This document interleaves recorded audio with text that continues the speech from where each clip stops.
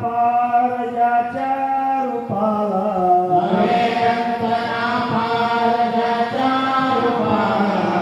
विसरू कसा मी गुरुपादुकेला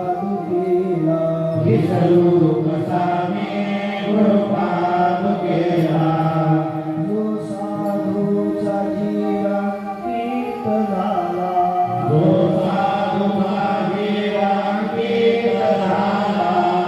याचा असे भार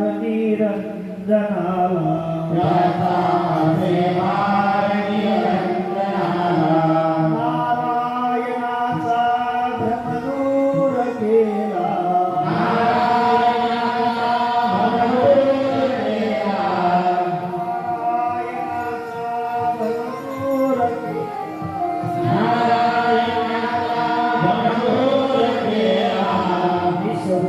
कसा मी गुरुपादुके कसा मी गुरुपादुकेला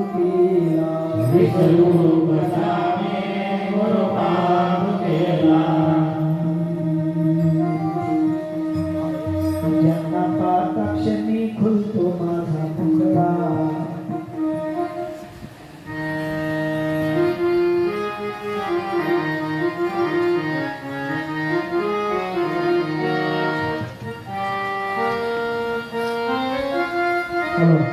पुरुष मंडळी पुढे माझे गुरु माझ्या काळजाचा तुकडा माझे गुरु माझ्या काळजाचा तुकडा परत आपण तिथपर्यंत आज आलेलो आहोत.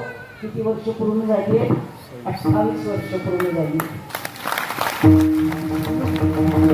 मुगे 28 विटेवरी उभा नाही का? तो अनादिकालापासून विटेवरती उभा आहे.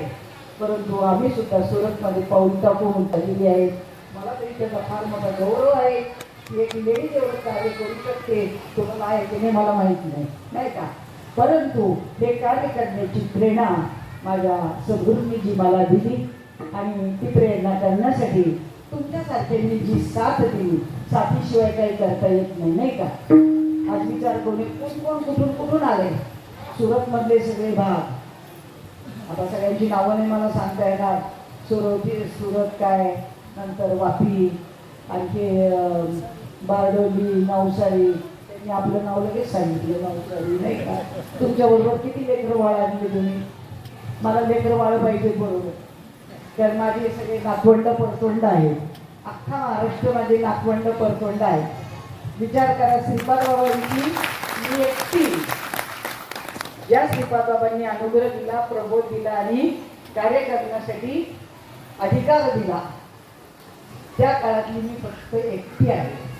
आणि आज एवढे सांभाळायचे सोपी गोष्ट आहे का? नाही का? सगळ्या गावांना, महाराष्ट्रातल्या लोकांना आणि महाराष्ट्राच्या बाहेर सुरत, गुजरात मी आज अभिमानाने सगळ्यांना सांगत असते की आमची एवढ्या ठिकाणी लेकरं आहेत, परंपरा आहे, गुरुशिष्य परंपरा आहे, आमचा संप्रदाय आहे. आणि संप्रदाय काळ म्हणजे अनादिकालापासून चालत आलेलं जे तत्वज्ञान आहे ते जिथं जोपासलं जातं त्याला संप्रदाय म्हणतात. आणि म्हणून हंस, ब्रह्मात्री, दत्तात्रय, नारायण, लक्ष्मण, गंभीर, सखायानंद, शांताबाई, बंडोबा महाराज, बिरोबा महाराज आणि श्रीपाद महाराज, रामदास महाराज अशी परंपरा जी आपल्याला लाभलेली आहे ती परंपरा सुद्धा सगळ्यांची पाठ पाहिजे. बऱ्याच लोकांना परंपरा सांगता येत नाही. आपण कोणत्या कुळात जन्माला आलो? हा फार मोठा जन्म आहे तुमचा. जीवनामधलं धाडस आहे, तुमच्या जीवनाचं कल्याण झालेलं आहे. आणि म्हणून आपली परंपरा आपल्याला माहीत पाहिजे. आज जगामध्ये जेवढे 30 लाख वारकरी आता पंढरपूरला गेले, तुम्हाला टीव्हीवर दिसले, व्हॉट्सअपवर दिसले, युट्यूबवर दिसले, त्यांना एकालाही गुरु नाही. सगळे निगुरे. एकालाही गुरु नाही, पुरुष परंपरा नाही, पण ती तुमच्या आमच्यासारख्यांना आहे. आणि म्हणून आपण तर जिवंत गुरूंचा अनुग्रह घेतलेला आहे. जिवंत गुरूंची परंपरा आपल्याकडे आहे. हा फार मोठा वारसा आहे आपल्याकडे. इतका मोठा आहे तो आपल्याला अभिमानाने सांगता आला पाहिजे. आणि हे सांगायचे, आता तुम्ही जर विषय सांगायला गेलात कोणाला तरी, आमचा अनुग्रह घ्या, ते असं होतं, ते कसं होतं, लगेच तुम्ही म्हणता आमचं तुम्ही लोक ऐकतच नाही का? तुमचं ऐकणारच नाही. तर तुम्हाला तेवढा अभ्यास वाढवावा लागेल नाही का?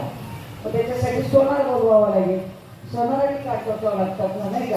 तुम्ही काही फसवणूक होणार नाही तर तुम्ही त्यांना रोज दिसताय गावामध्ये. तुमचं ऐकायला कोणती काम आहे त्याला बाहेरचाच सोनार आणावं लागेल ना. तुमच्या नात्यातलं पण चालणार नाही, ज्याला लोक पाहतात तोही चालणार नाही. तर तुमच्या गावाला बाहेरचं सोनार आणावं लागेल. बाहेरच्या सोनाराला काही तुमचं सत्यात येऊ देत नाही, नाही का? मग सत्यात येऊ देत नाही म्हणजे तुम्हाला वैयक्तिक कार्यक्रम राबवावा लागेल. थोडी तर झड घ्यावीच लागेल ना. एवढं मोठं ब्रह्मज्ञान मिळायचे, आम्हाला ज्ञानेश्वरचं पाहिजे, घर बसून पाहिजे, ऐकलं पाहिजे, सगळं रेडीमेड पाहिजे. रेडीमेडच्या नादी लागू नका, थोडेसे कष्ट घ्या. कारण कष्ट घेतले म्हणूनच श्रीपाद बाबांचं नाव आज अजरामरे की मरावे परी कीर्ती रूपे उरावे. आज अख्ख्या जगात श्रीपाद बाबांचं नाव आहे. बोला, जगात आपले अनुभव घेतलेले आज सुद्धा आहेत. अमेरिकेला आहेत, आशियाला आहे, श्रीलंकेला. फोनवरनं त्यांच्याशी कॉन्टॅक्ट केला जातो. हे सगळं मार्गदर्शन त्यांना केलं जातं, परंतु आपले कार्यक्रम तिकडे राबवले जात नाहीत. आणि म्हणून तेवढी होऊ नव्हे पण वर्षा 2 वर्षांनी ते महाराष्ट्रात आल्यानंतर भेटतात.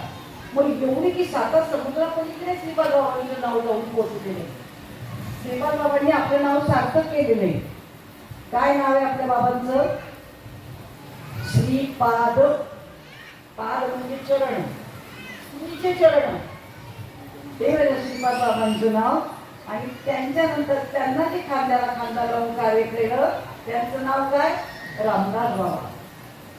राम आणि दास, रामाचा दास, नाही का?